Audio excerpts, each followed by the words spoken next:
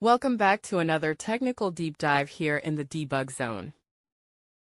Today, we're tackling a big question and breaking it down with insights from other users. Hopefully, this clears up some misconceptions and helps you get the answer you need. So buckle up, stay a little curious, and let's jump right in.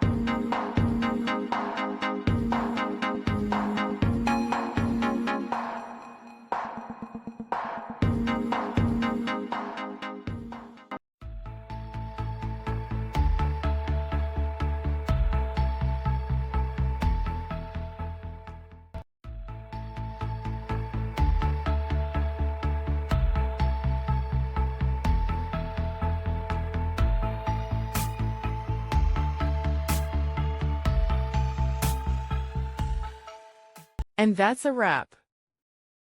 I hope you found the answer you were looking for. If you did, take a second to hit that subscribe button. It really helps out. And let me know in the comments which solution worked best for you. See you next time in the debug zone.